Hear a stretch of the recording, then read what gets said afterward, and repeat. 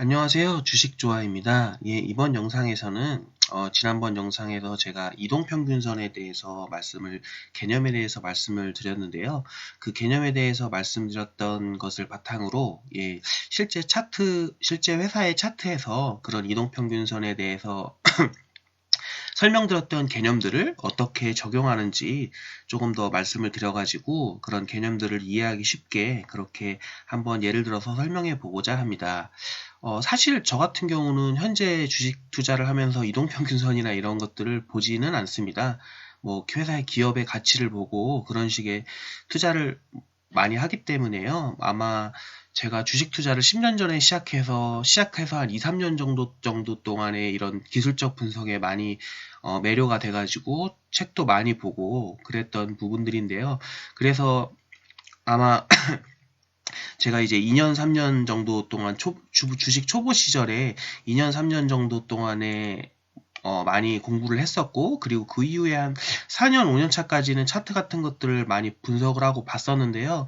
지금 최근에 한 4년, 5년 정도에는 크게 뭐 차트를 보지는 않습니다. 뭐 제가 주식 투자에 대해서 차트에 대해서 설명을 드릴 때 말씀드렸던 전제가 뭐 이런 것들을 저는 맞는다고 생각하진 않는다. 다만 우리가 무엇인가를 틀리다, 맞다라는 것을 판단하고 말할 때에는 뭐 그거에 대해서 어느 정도 지식이 있어야 된다고 생각하고요. 그리고 이제 아무래도 초보분들은 그래도 이런 거에 대한 뭐 개념은 알고 있어야지 뭐 주식 투자를 하시는 다른 분들한테도 대화도 할 수 있고, 그래도 뭐 아주 적게나마 저 같은 경우도 주식 투자하는 데 있어서 차트를 거의 보지 않는데요. 나중에 한번 말씀을 드리겠지만 한 지표를 딱 봅니다. 그러니까 차트 같은 것들을 기업 분석이나 가치 같은 것들을 다 분석을 하고요.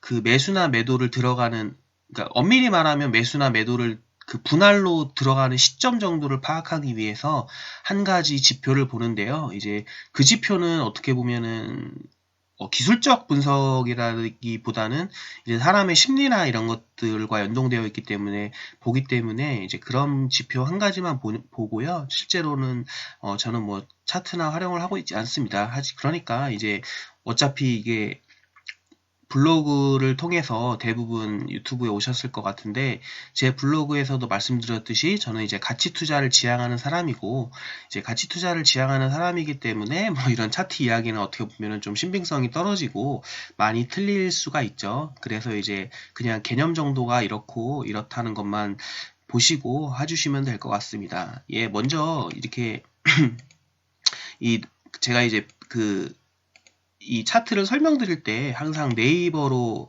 설명을 드리려고 하고 있거든요. 왜냐하면 이제 솔직히 뭐 HTS나 뭐 이런 것들을 통해서 설명을 드릴 수도 있는데, 저 같은 경우는 미래에셋 대우를 사용하는데 뭐 다른 분들 같은 경우는 증권사를 다 다른 걸로 쓰실 수도 있지 않습니까? 그러니까 이제 뭐 뭐 어느 정도 하시는 분들은 상관없겠지만, 제가 여러 초보분들한테 주식 같은 거를 가르쳐 본 적이 있는데요. 이제 그런 분들 같은 경우는 증권사만 바뀌면은 설명해 주시면 모르시더라고요. 그래서 이제 가장 범용적인 네이버 차트를 가지고 설명을 드릴 예정입니다.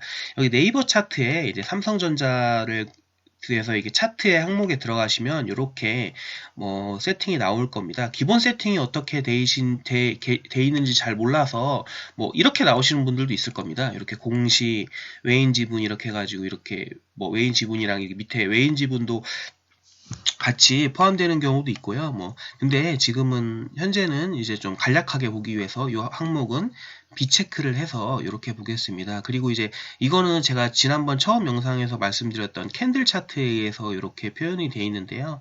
이제 이동평균선 같은 경우는 보시려면 여기 옆에 이제 화살표 항목 있죠. 이제 화살표 항목을 누르시면 이제 차트 형식, 지금은 캔들 차트로 돼 있으니까 캔들로 돼 있고요. 차트 형식 말고 이제 오버레이에 보시면 이동평균선 항목이 있습니다. 이 이동평균선 항목을 이렇게 누르시면 보시는 것처럼 이제 이동평균선이 표시가 됩니다. 여기 지금 같은 경우는 초록색이 5일선, 빨간색이 21선, 파란색이 61선, 이제 분홍색이 121선인데요.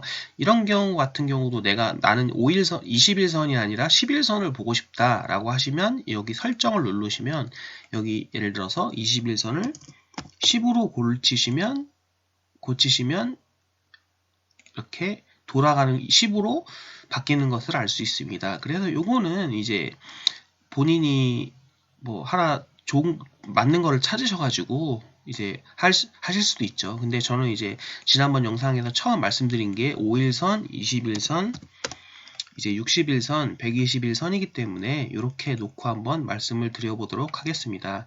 그러면 뭐 이건 아주 기본적으로는 아실 건데요. 이건 플러스 누르면 확대가 되는 거고요. 마이너스 누르면 더 긴 이제 날짜로 이제 주식을 확인할 수 있는 거죠. 그러면 여기 보시면 이제 가장 이제 기본적인 이론이 뭐 이런 겁니다. 예를 들어서 뭐, 그리고 요것도 있습니다. 이제 일봉, 지금 이제 5일, 20일, 60일, 120일 선이 제가 일봉을 눌러가지고 하니까 이게 이제 5일, 20일, 60일, 120일 선이 되게 됩니다. 근데 이거 주봉으로 누르면 어떻게 될까요? 5주, 20주, 60주, 120주가 되겠죠. 그리고 이제 월봉으로 누르면 이제 5개, 20개월, 60개월, 120개월이 되고 있는 거예요. 되고 있는 거죠. 그래서 이제 우리가 주식을 배울 때, 아니 주식을 할 때 이제 가장 그 이동평균선에 대해서 이제 가장 이제 기초적인 개념이 이런 겁니다. 예를 들어서 뭐 이런 것들 있지 않습니까? 여기 보시면 요 구간, 요 2016년 요 구간부터 이 정도 구간부터 요 구간까지는 보시면 이렇게 이동평균선이 전부 다 이렇게 일렬로 가 있지 않습니까? 이제 초록색이 이렇게 상승하고 빨간색 21선도 상승하고 61선도 파란색도 이렇게 상승하고 이제 121선인 분홍색도 이제 상승하는 이런 것들을 이제 정배열이라고 하죠. 정배열이라고 하고 뭐 거꾸로인 구간이 있는지 모르겠는데 뭐 굳이 말하면 뭐 이런 것들도 이제 이런 것들이 역배열입니다. 이제 이렇게 이런 것들이 정배열이고 이런 것들이 역배열이죠. 그래서 뭐 이동평균선이나 이런 것들이나 아니면 또 차트를 공부하시는 많은 분들이 뭐 그런 이야기를 합니다. 주가가 이제 정배열로 상승할 때 주식 투자를 하고 그 종목을 매수하고 이렇게 역배열이면 이제 사지 마라. 여기서부터 57,000원부터 이제 최고가를 찍고 이런 경우 같은 경우 계속 하지 않습니까? 이런 것들이 이제 역배열일 때는 사면 안 된다고 이렇게 얘기를 많이 하는 거죠. 그래서 이제 이렇고요. 뭐 왜냐하면 정배열 같은 경우는 뭐 예를 들어서 이렇게 보시면 여기서부터 이렇게 상승이 시작하지 않습니까? 이렇게 상승이 시작하는데 아까 말씀드린 게 이제 뭐 처음에 말씀드렸던 골든크로스가 뭐 이런 겁니다. 지금 이거는 주봉으로 했는데 만약에 이게 일봉이라고 치고 보면은 이게 초록색이 지금 예를 들어서 5주선인데 5주선이 이렇게 지금 빨간색, 파란색, 분홍색이 있지 않습니까? 이걸 밑에서 이렇게 뚫고 올라갔지 않습니까? 이렇게 뚫고 올라가면 이게 이제 골든 크로스라고 하는 겁니다. 이렇게 해서 초록색이 이렇게 여기가 이제 저점인데 초록색이 이렇게 뚫고 올라가죠. 이래서 골든 크로스가 되고 여기가 이제 내가 골든 크로스가 돼서 여기 지점에서 샀다. 골든 크로스가 샀다라고 하면은 이렇게 보시면 이렇게 계속 상승을 하지 않습니까? 이렇게 계속 상승을 하고 하니까 이제 주식 투자를 할 때 뭐 이걸 여기서 이제 초록색이 여기서 이제 골든 크로스가 돼서 상승하지 않습니까? 그래서 이렇게 상승하면은 이제 좋다 뭐 이런 얘기를 하는 거죠. 이게 골든 크로스고요. 반대로 이제 여 지점에서는 이제 그 초록색 이제 5주 이동평균선이 밑으로 이제 이런 빨간색 선이 20주선이죠. 20주선을 뚫고 내려가지 않습니까? 이걸 지금 데드크로스라고 합니다. 그럼 이게 데드크로스라고 하면 이제 우리가 배운 원리대로 계속 하락하지 않습니까? 물론 이제 반등파가 나오지만 이렇게 계속 하락을 하는 거죠.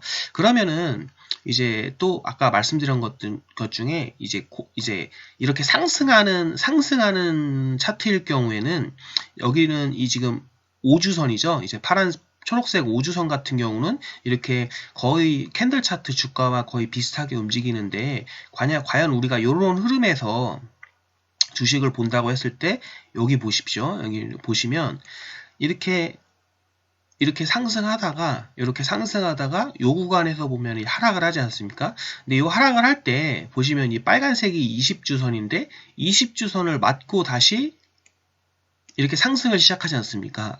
이게 20주선 정도를 맞고 상승을 하니까 이 20주선이 이 차트에 이제 지지선으로 작용한다고 볼 수 있는 거죠. 그러니까 무슨 말이냐면 이렇게 이동평균선이 정배열일 때 우리가 어떤 점에서 이렇게 상승 지지가 돼서 하락하던, 이게 원래 상승하는 정배열돼서 상승하는 주가의 흐름도 이제 항상 상승을 하진 않거든요. 이렇게 어느 정도 이거는 이런 것들을 기간 조정이라고 하는데, 이렇게 이렇게 일정 기간 동안은 상승하지 않고 횡보하면서 상승을 하게 됩니다. 근데 이렇게 횡보하게 되면 당연히 이제 이렇게 20주선이나 뭐 이런 것들과 만나게 되고, 여기 같은 경우는 보면은 20주선과 만나서 다시 상승을 시작하지 않습니까? 그래서 다시 이렇게 상승을 계속 이어지다가 이게 이제 이렇게 하락을 시작했습니다.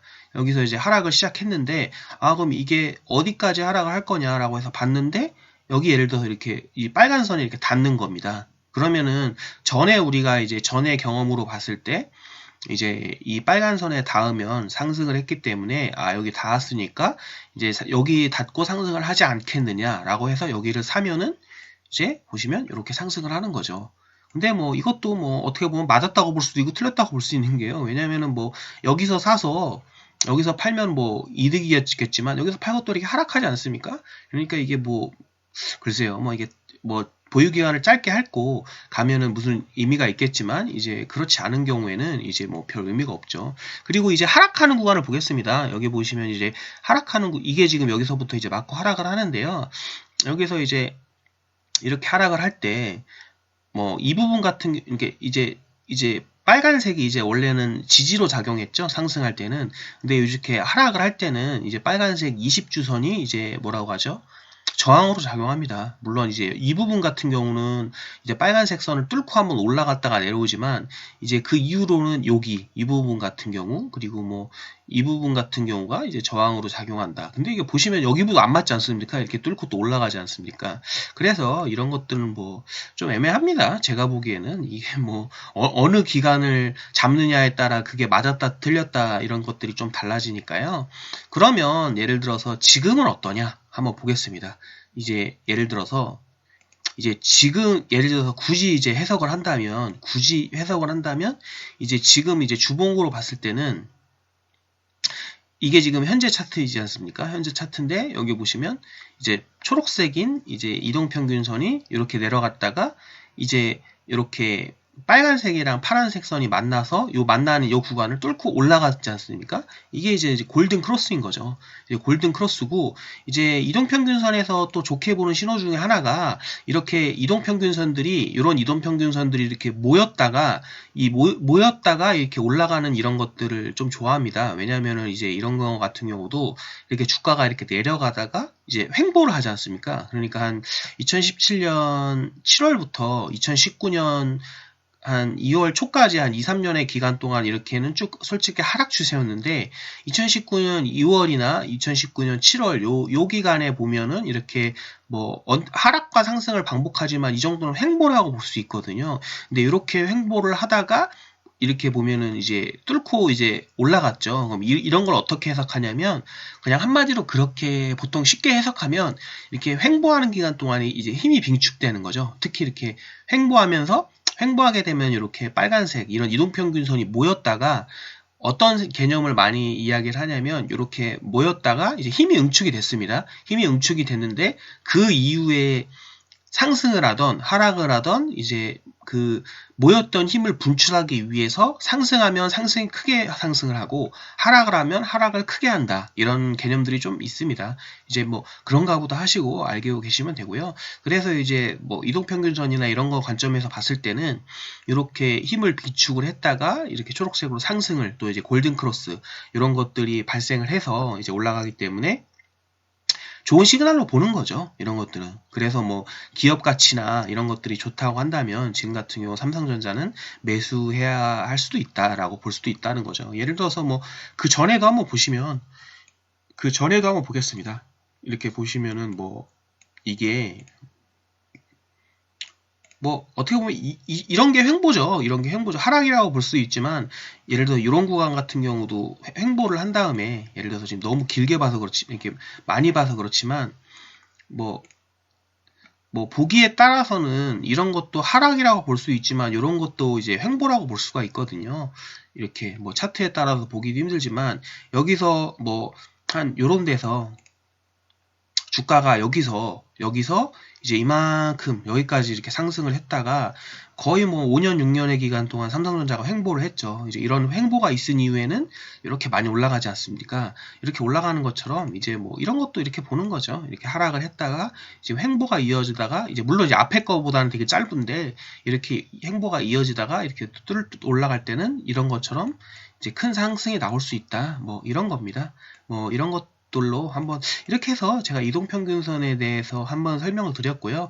간략하게 이제 그냥 이동평균선에 대해서 사람들이 많이 알고 있는 것들을 다시 한번 정리해드리면 이동평균선 같은 경우는 이렇게 초록색, 빨간색, 파란색, 분홍색이 이렇게 정배열, 그러니까 한마디로 이렇게 순서대로 이렇게 해서 올라가는 이런 형태일 때가 정배열이라고 하는데요. 이런 때에 투자하는 게 좋다 이렇게 보고 있습니다. 보고 있고 이제 이런 초록색 선, 단기 이동평균선이 이런 초록색의 단기 이동평균선이 이렇게 이런 것들을 뚫고 올라갈 때 좋은 모습을 보인다. 이게 골든 크로스다. 근데 이 뚫고 올라갈 때 이런 빨간색, 초록색, 분홍색 선들이 이렇게 모이는 지점을 뚫고 올라가는 걸 어떻게 보면 제일 좋게 보죠. 예를 들어서 뭐